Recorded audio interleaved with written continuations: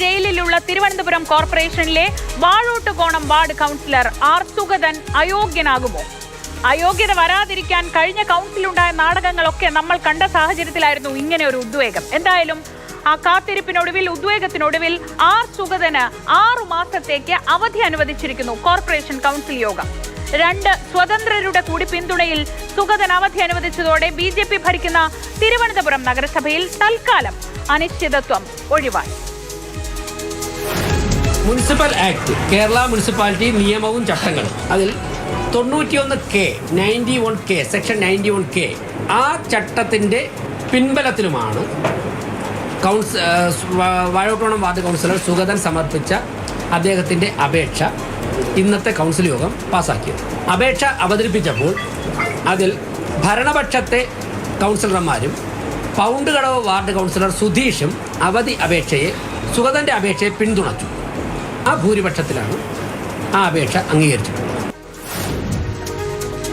സ്വതന്ത്ര കൗൺസിലർമാരായ പൗണ്ട് കടവ് വാർഡിലെ സുധീഷും പാറ്റൂർ രാധാകൃഷ്ണനും അവധി അപേക്ഷയെ പിന്തുണച്ചതിനൊപ്പം മേയറുടെ കാസ്റ്റിംഗ് വോട്ട് കൂടിയായപ്പോൾ 51 വോട്ടിന്റെ പിന്തുണയിൽ അവധി അപേക്ഷ പാസായി. എന്നാൽ കേരള മുനിസിപ്പാലിറ്റി ആക്ടിലെ ഏത് വകുപ്പ് പ്രകാരമാണ് അവധി അനുവദിച്ചത് എന്ന ചോദ്യവുമായി കോൺഗ്രസ് വലിയ പ്രതിഷേധം ഉന്നയിച്ചു.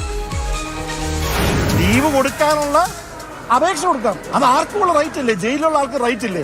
ആ ഒരു പേപ്പർ പൊക്കി പിടിച്ചുകൊണ്ടാണ് ഇപ്പോൾ ബഹുമാനപ്പെട്ട മേയർ അനുമതി കിട്ടുന്നത്. അത് ഇവർക്കൊന്നും നിയമവശങ്ങളും ഇല്ല. ഞാൻ ചാലഞ്ച് ചെയ്യുകയാണ്, കേരള മുനിസിപ്പാലിറ്റി ആക്ടിലെ ഏത് വകുപ്പ് പ്രകാരമാണ് ഇന്ന് ഈ വോട്ടെടുപ്പിനോട് കൂടി തന്നെ ഒരാൾക്ക് അവധി കൊടുത്തേക്കുന്നത്? ഇവരുടെ വീട്ടുകാരുടെ വകയല്ല ഭരണഘടന.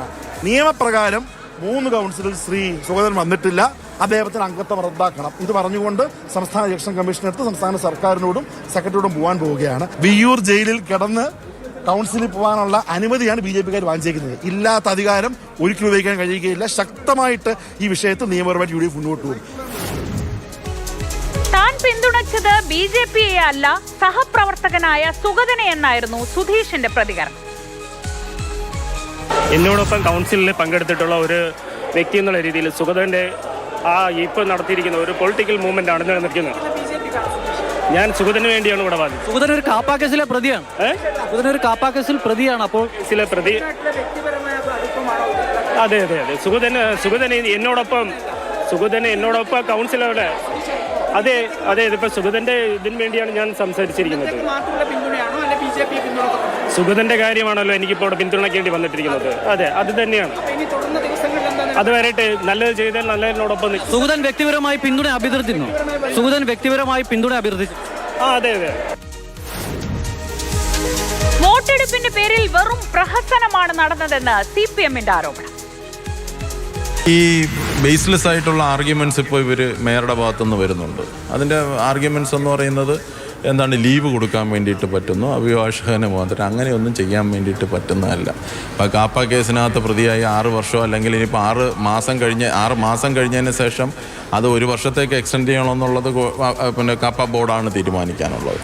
അപ്പോൾ അങ്ങനെ നിൽക്കുന്ന ഒരു മാറ്ററിൻ്റെ പുറത്ത് ലീവൊന്നും കൊടുക്കാൻ വേണ്ടിയിട്ട് അതങ്ങനെയൊന്നും നിലനിൽക്കുന്നതല്ല. അങ്ങനെയൊന്നും ലീവ് കൊടുക്കാൻ ഒരു കൗൺസിലറായിട്ട് വന്നതിന് ശേഷം ഞാൻ 6 മാസത്തേക്ക് ലീവ് എടുത്ത് ഗൾഫിൽ പോകാൻ വേണ്ടിയിട്ട് പറ്റുമോ?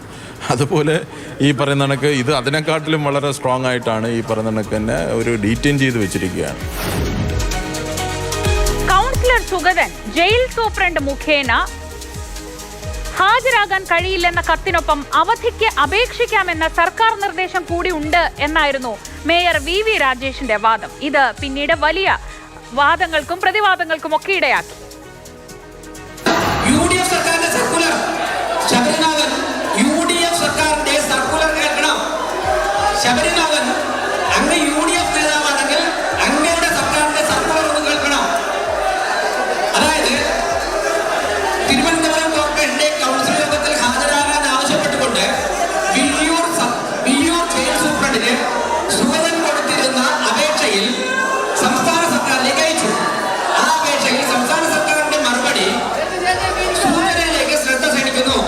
തിരുവനന്തപുരം കോർപ്പറേഷനിലെ കൗൺസിൽ യോഗങ്ങൾ പങ്കെടുക്കുന്നതിനായി എസ്കോർട്ട് പരോൾ അനുവദിക്കണമെന്ന താങ്കളുടെ കത്തിലെ ആവശ്യം സർക്കാർ നിരസിച്ചിരുന്നു. മേൽ സാഹചര്യത്തിൽ കോർപ്പറേഷൻ കൗൺസിൽ യോഗ നടപടിക്രമങ്ങളിലും മറ്റും താങ്കൾക്ക് നേരിട്ട് പങ്കെടുക്കാൻ സാധിക്കില്ലെങ്കിലും താങ്കളുടെ കൗൺസിലർ സ്ഥാനത്തിന് അയോഗ്യത വരാതിരിക്കാൻ ജയിൽ